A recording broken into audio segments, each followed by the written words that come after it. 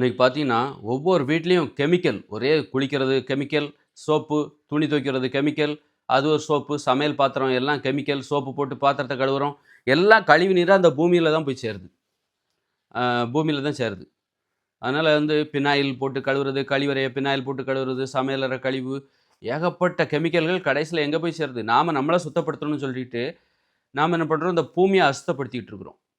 அப்ப நாம வேற, இந்த பூமி வேற. நாமன்னா என்னது? நம்ம இந்த பூமி எல்லாம் சேர்ந்து தான். நாம சுத்தமா இருக்கணும்னா என்ன அர்த்தம் அப்டின்னா, நாம மட்டும் கிடையாது. இந்த பூமியும் சேர்த்து தான் சுத்தமா இருக்கணும். நாம ஆனா இன்னைக்கு என்ன நடந்துட்டு இருக்குன்னா, ஒவ்வொரு வீட்ல இருந்தும் கழிவு அந்த கழிவு நீர் எல்லாமே கெமிக்கல் கலந்தது தான். அது இந்த பூமியில தான் இறங்குது.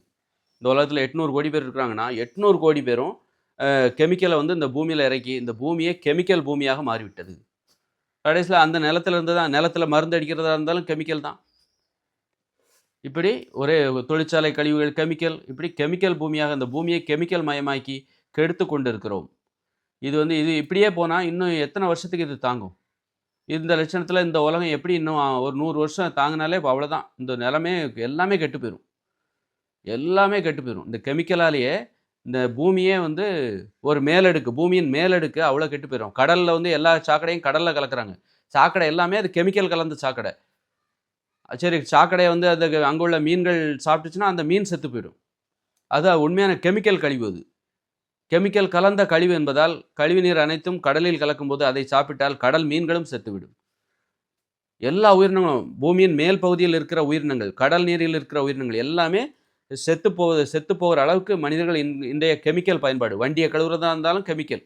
வண்டிய கழுவுனாலும் சும்மா பச்சை தண்ணிய வச்சு கழுவுனாலும், அதுலேருந்து கழிவுகளாக கெமிக்கல் தான் போது. அந்த வண்டியவே இன்னைக்கு கெமிக்கலால தான் கழுவுறாங்க.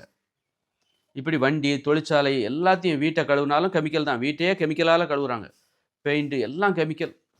இப்படி கெமிக்கலால அந்த கெமிக்கல் பூமியாக மாறிவிட்டது. மனிதர்கள் அப்ப நம்ம இன்னைக்கு கெமிக்கல பயன்படுத்துறோம். அது நம்ம உடம்புக்குள்ள போகும். உடம்புக்குள்ள போயி, அதுவும் பல பிரச்சனைகள ஏற்படுத்தும். நோய்களுக்கு அதுவும் ஒரு காரணம் தான். டெய்லி சோப் போடுறோம். சோப்பு கண்டிப்பா அது உடம்புக்குள்ள போக தான் செய்யும். டெய்லி கைகள்ல சோப்பெல்லாம் படுது. அதனால இது மிகப்பெரிய ஆபத்து.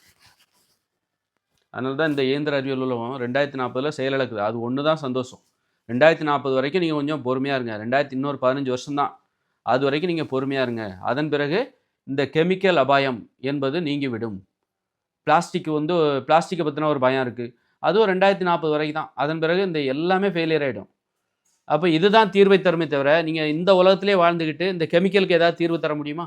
இந்த பிளாஸ்டிக்குக்கு ஏதாவது தீர்வை தர முடியுமா? இந்த உலகம் நம்ம இயந்திர அறிவியல் உலகில் வாழ்ந்து கொண்டு, இன்னைக்கு இருக்கிற இயந்திர அறிவியல் தொழில்நுட்பம், இத நீங்க ஆதரிச்சீங்க அப்படின்னா, நீங்க கெமிக்கலுக்கு எப்படி தீர்வை தருவீர்கள்? கெமிக்கலுக்கு மாற்றாக பயோ கெமிக்கல் எதையும் கொண்டு வருவீர்களா? முடியாது. அதுபோல வந்து கெ பிளாஸ்டிக்குக்கு மாற்றாக வேற எதையா கொண்டு வர முடியுமா? முடியாது. அப்படி இருக்கும்போது, இதற்கெல்லாம் என்ன தீர்வு அப்படின்னா, நமக்கு ஒரே தீர்வு, இந்த இயந்திர அறிவியல் உலகமே தேவையில்லாதது, ஆபத்தானது, இது வேண்டாம். இயற்கையோடு இணைந்து போய் வாழ்ந்து விடலாம். இயற்கையோடு இணைந்து வாழ்வது தான் எல்லாவற்றுக்கும் தீர்வு. நோய்களுக்கும் தீர்வு. நோய்களுக்கு மருந்து பார்த்தா அதுவும் கெமிக்கல். ஆங்கில மருத்துவம் ஃபுல்லா அது கெமிக்கல் தான். அப்ப அங்கேயும் கெமிக்கல். நோயின்னு சொல்லி மருத்துவமனைக்கு போனா அங்கேயும் கெமிக்கல். அதனால வந்து இதுக்கெல்லாம் என்ன தீர்வு அப்படின்னா, இயற்கையோடு இணைந்து வாழ்ந்து விட வேண்டும். எளிமையாக வாழ்ந்து விட வேண்டும். அப்போ இந்த கெமிக்கல்ல இருந்து நாம தப்பிப்போம். பிளாஸ்டிக்ல இருந்து தப்பிப்போம். இந்த கெமிக்கல் மருந்துகளிலிருந்து நாம தப்பிப்போம். நடந்து போணும், ஓடணும், விளையாடணும், ஆடணும், பாடணும், விவசாயம் பண்ணணும், குனிஞ்சு நிமிர்ந்து உடல் உழைச்சு. அப்ப அதன் மூலமே உடம்பு நோய்கள்லாம் நீங்கிவிடும். அப்புறம் வந்து பச்சை காய்கறிகளை சாப்பிட வேண்டும். எளிமையா கஷ்டப்படாம, சிரமப்படாம, பறிச்சோமா, சாப்பிட்டோமா, கொய்யாப்பழத்த பறிச்சோமா, சாப்பிட்டோமா, வெண்டைக்காவ பறிச்சோமா, சாப்பிட்டோமா, கோவக்காவ பறிச்சோமா, சாப்பிட்டோமா. இந்த மாரி ஈஸியா சாப்பிட்டு நேரத்த மிச்சப்படுத்தி, மிச்சப்படுத்தப்பட்ட நேரத்தில ஜாலியா, சந்தோஷமா ஆடி, பாடி, நீச்சல் அடிச்சு, குளிச்சு, இந்த மாரி ஒரு குழந்தைகள போல வாழும்போது தான் நம்ம வாழ்க்கை மகிழ்ச்சியாகவும் இருக்கும். நம்ம உடம்பு ஆரோக்கியமா இருக்கும். உடம்பு உறுதியா இருக்கும். ஒரே தீர்வு 2040ல இந்த உலகம் ஃபெயிலியர் ஆகுது. அது வந்து மிகப்பெரிய சந்தோஷம்னு நெனச்சுக்கோங்க. அதன் பிறகு எந்த ஒரு போரும் இந்த உலகத்தில நடக்காது. ஏன்னா எல்லா தொழிற்சாலைகளும் ஃபெயிலியர் ஆயிடும். இயற்கையோட இணைஞ்சு மக்கள் எளிமையா வாழ ஆரம்பிச்சுருவாங்க. அதுல ஒரு பாதுகாப்பு இருக்கு. அதுல கொஞ்சம் கஷ்டம் இருந்தாலும் அதுல ஒரு பாதுகாப்பு இருக்கு. நோய் வராது. நோய்கள பத்தின அபாயம் போயிடும்.